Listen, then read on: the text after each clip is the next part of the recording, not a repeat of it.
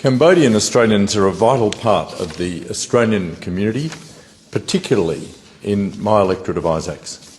Their resilience, strong family ties and commitment to fairness and dignity reflect the values that we share as a nation.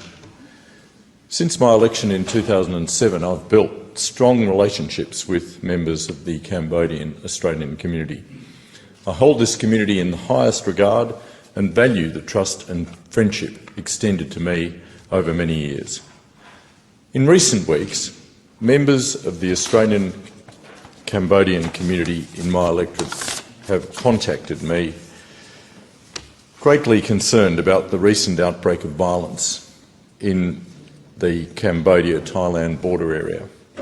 I've since met with families and community leaders who are fearful for the safety of loved ones in the border area and anxious about the consequences of instability. These concerns are close, personal and deeply felt. Many in the community are seeking reassurance that their voices are being heard. I've raised these concerns with my colleagues. The Australian government recently welcomed the ceasefire agreement announced by Cambodia and Thailand. Foreign Minister Penny Wong reaffirmed Australia's support for a peaceful resolution through regional dialogue and international cooperation.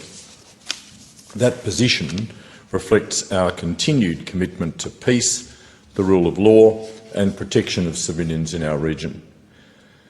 Moments like this remind us that the effects of conflict are rarely contained. Civilians bear the immediate cost, but the consequences often reach far beyond the borders where violence occurs. For communities in Australia with close connections to the region, these events cause real worry and demand a principled and engaged international response. Deputy Speaker, peace is not just the absence of war.